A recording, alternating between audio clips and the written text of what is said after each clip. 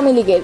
শেখ হাসিনার গোপন বৈঠকের তথ্য ফাঁস, দ্রুতই দেশে আসছেন শেখ হাসিনা। হাসনাতের নেতৃত্বে চাঁদা তুলছে সমন্বয়করা, রিমান্ডে ফাঁস করলেন 5 নেতা। ময়মনসিংহে এবার পদযাত্রায় ধাওয়া খেলেন সমন্বয়করা, ছাত্র দলের সামনে দাঁড়াতেই পারল না। সর্বশেষ থাকছে আগামীকাল সেনাবাহিনী নিরাপত্তা নিয়ে পদযাত্রা করবে এনসিপি। এতক্ষণ শুনছিলেন সংবাদ শিরোনাম, এবারে বিস্তারিত।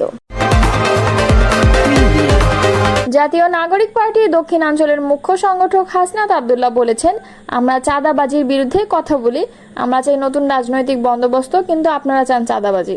এই জিনিসগুলো আমরা আর বরদাস্ত করব না। আমাদের লাখ লাখ কমিটির দরকার নাই, লাখ লাখ নেতাকর্মীরও দরকার নাই। সোমবার বিকেলে দেশ গড়তে জুলাই পদযাত্রার অংশ হিসেবে ময়মনসিংহ নগরীর টাউন হল চত্বরে আয়োজিত সমাবেশে তিনি এসব কথা বলেন। এতে এনসিপির আহ্বায়ক নাহিদ ইসলাম, মুখ্য সমন্বয়ক নাসির উদ্দিন পাটোয়ারি, সদস্য সচিব আক্তার হোসেন, সিনিয়র যুগ্ম আহ্বায়ক সামান্তা শারমিন, যুগ্ম সদস্য সচিব ডাক্তার তাসলিম জারা, শহীদ সাগরের পিতা আসাদুজ্জামান, সিনিয়র যুগ্ম আহ্বায়ক আরিফুল ইসলাম আদিল ও যুগ্ম সদস্য সচিব স্থানীয় নেতারা বক্তব্য রাখেন। এর আগে বিকাল 3টার দিকে এনসিপির কেন্দ্রীয় নেতারা জামালপুর থেকে ময়মনসিংহে আসেন। পরে স্থানীয় একটি হোটেলে ময়মনসিংহের জুলাই অভ্যুত্থানে নিহত শহীদ পরিবারের সঙ্গে মতবিনিময় করেন। এ সময় তাদের খোঁজ খবর নেন। সেখান থেকে নেতারা নগরের ত্রিশাল বাসস্ট্যান্ড মহিলা কলেজের সামনে শহীদ সাগর চত্বরে শ্রদ্ধা জানান। পরে সেখান থেকে একটি পদযাত্রা বের হয়ে সিকে ঘোষ রোড, রামবাবু রোড, নতুন বাজার ও জেলা স্কুল মোড় হয়ে টাউন হল প্রাঙ্গণে সমাবেশে যোগ দেন। ঢাকায় জাতিসংঘের মানবাধিকার বিষয়ক হাই কমিশনের কার্যালয় স্থাপনের সিদ্ধান্তে উদ্বেগ প্রকাশ করেছেন বিএনপি স্থায়ী কমিটির সদস্য সালাউদ্দিন আহমদ। এমন গুরুত্বপূর্ণ সিদ্ধান্ত রাজনৈতিক সংলাপ ও আলোচনার মাধ্যমে নেওয়া উচিত ছিল বলে মনে করেন তিনি। সোমবার রাজধানীর সেগুনবাগিচায় ঢাকা রিপোর্টার্স ইউনিটিতে হেফাজতে ইসলামের আয়োজনে ঢাকায় জাতিসংঘের মানবাধিকার হাই কমিশনের অফিস সংক্রান্ত চুক্তিকে কেন্দ্র করে করণীয় নির্ধারণ শীর্ষক গোলটেবিল সভায় এসব কথা বলেন তিনি। সালাউদ্দিন আহমদ বলেছেন, ঢাকায় জাতিসংঘের মানবাধিকার কমিশনের কার্যালয় স্থাপন নিয়ে বিএনপিও উদ্বিগ্ন। তিনি বলেন, বাংলাদেশে মানবাধিকার পরিস্থিতি নিয়ে উদ্বেগ থাকলেও গাজা, ফিলিস্তিন বা আরাকানের মতো বিভিন্ন অঞ্চলে মুসলমানদের উপর যে নির্মম নির্যাতন চলছে, সেখানে জাতিসংঘের মানবাধিকার হাই কমিশনের কার্যকর কোনো ভূমিকা আমরা দেখি না। বিএনপির এই নেতা অভিযোগ করে বলেন, দেশের জনগণের সঙ্গে কোনো ধরনের আলোচনা বা মতামত ছাড়াই সরকার জাতিসংঘের সঙ্গে একটি চুক্তি করেছে, যা তিনি ন্যায়সঙ্গত মনে করেন না। তার মতে একটি অন্তর্বর্তী সরকার এমন নীতিগত ও গুরুত্বপূর্ণ সিদ্ধান্ত গ্রহণের সাংবিধানিক বা নৈতিক অধিকার রাখে না। এ ধরনের গুরুত্বপূর্ণ বিষয় জাতীয় পর্যায়ে রাজনৈতিক আলোচনার প্রয়োজন ছিল। তিনি আরও বলেন, এই সিদ্ধান্ত পার্বত্য চট্টগ্রামের মতো সংবেদনশীল বিষয়েও প্রভাব ফেলতে পারে। মানবাধিকারের চেয়ারম্যান, মানবাধিকারের অজুহাতে যদি দেশের অখণ্ডতা প্রশ্নের মুখে পড়ে, সেটিও আমাদের গভীরভাবে বিবেচনায় নেওয়া দরকার। সভায় সভাপতিত্ব করেন হেফাজতে ইসলামের মহাসচিব মাওলানা সাজিদুর রহমান। এতে বক্তব্য রাখেন এবি পার্টির চেয়ারম্যান মুজিবুর রহমান মঞ্জু। সালাউদ্দিন আহমদ বলেন, ফ্যাসিস্ট শেখ হাসিনার সময়ে দেশে ব্যাপক মানবাধিকার লঙ্ঘনের ঘটনা ঘটেছে। একটি পরিসংখ্যানে দেখা গেছে, গুম, খুন, বিচার বহির্ভূত হত্যা সহ নানাভাবে 7,861 জন নির্যাতিত হয়েছেন। এটি প্রকৃত সংখ্যা নয়। শাপলা চত্বরের হত্যাকাণ্ড ঘটেছে, সেখানে কতজন নিহত হয়েছে তার সঠিক পরিসংখ্যান পাওয়া যায়নি। 24 গণঅভ্যুত্থানের সময় ব্যাপক হারে হত্যাকাণ্ড ও মানবাধিকার লঙ্ঘিত হয়েছে। এসব কারণে জাতিসংঘ মনে করছে এখানে একটি অফিস স্থাপন করা উচিত। তবে বৃহত্তর পরিসরে এই বিষয়ে রাজনৈতিক দলগুলোর সঙ্গে আলোচনার মাধ্যমে চুক্তি হলে এ ধরনের বিতর্ক হতো না। তবে 3 বছরের এই চুক্তি 1-2 বছর পর রিভিউয়ের সুযোগ আছে।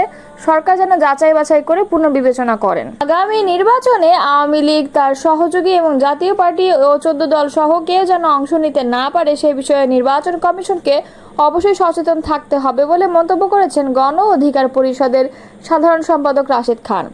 সোমবার রাজধানীর আগারগাঁয়ে নির্বাচন ভবনে দলটির গত বছরের আর্থিক বিবরণী জমা শেষে তিনি সাংবাদিকদের এসব কথা বলেন।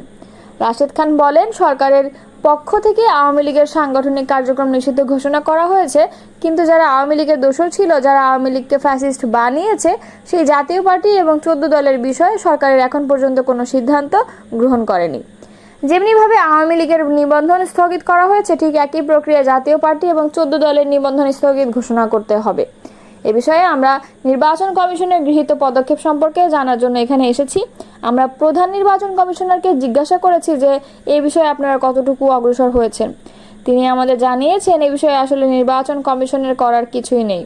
যেমনিভাবে সরকার আওয়ামী লীগকে নিষিদ্ধ ঘোষণা করেছে, ঠিক একইভাবে যদি সরকারের পক্ষ থেকে জাতীয় পার্টি এবং 14 দলকে নিষিদ্ধ ঘোষণা করা হয়, এরপর নির্বাচন কমিশনের পক্ষ থেকে পদক্ষেপ নেওয়া হবে। তিনি বলেন, আমরা জানতে চেয়েছি আগামী নির্বাচনে আওয়ামী লীগ স্বতন্ত্র ডামি 24 সালে যেভাবে অংশ নিয়েছে, ঠিক একইভাবে আগামী নির্বাচনে এই স্বতন্ত্র নামে অংশ নিতে পারবে কিনা। প্রধান নির্বাচন কমিশনার বলেন, যারা পদবিতে ছিল তাদের কেউ আগামী নির্বাচনে অংশ নিতে পারবে না। এ ব্যাপারে তারা একমত।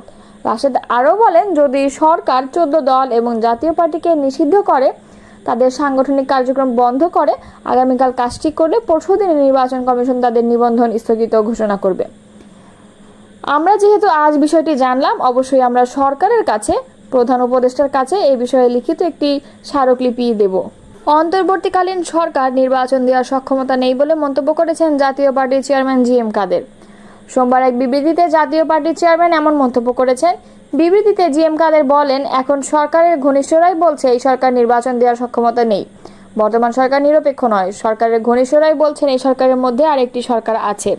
বিবৃতিতে বলেছেন, আমাদের মিটিং করতে দেওয়া হয়নি, আমাদের নেতাকর্মীদের আটক করা হয়েছে, আমাদের অফিস ও বাড়িঘর অগ্নিসংযোগ করা হয়েছে।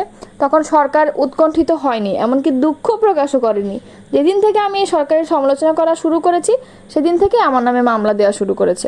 আমার নামে হত্যাসহ বিভিন্ন মামলা দেওয়া হয়েছে, ব্যাংক অ্যাকাউন্ট ফ্রিজ করা হয়েছে, আমাকে পাসপোর্ট দেওয়া হচ্ছে না, জুলাই হত্যাকাণ্ডের মিথ্যা মামলায় আমাদের নেতাকর্মীদের গ্রেফতার করা হয়েছে, তাদের জামিন দেওয়া হচ্ছে না।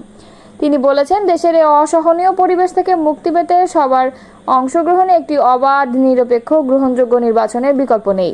সেই নির্বাচিত প্রতিনিধিরা যদি সবাইকে নিয়ে একযোগে কাজ করে, তাহলে দেশটা হয়তো রক্ষা পাবে। অবাধ নির্বাচন হলো সবার অংশগ্রহণ নিশ্চিত হতে হবে, আর নিরপেক্ষ মানে হচ্ছে সরকারের সকল দলের জন্য লেভেল প্লেয়িং ফিল্ড নিশ্চিত করবেন। নির্বাচনে কোনো সরকারি দল থাকতে পারবে না। আমরা দেখছি প্রশাসন, পুলিশ ও সেনা সদস্যদের সহায়তায় একটি দল রাজনৈতিক কর্মকাণ্ড চালাচ্ছে। আবার আমাদের মত নিবন্ধিত দলকে রাজনৈতিক কর্মকাণ্ডে বাধা দেওয়া হচ্ছে। যদি তাই হয়, তাহলে এই সরকার কিভাবে দল নিরপেক্ষ হয়?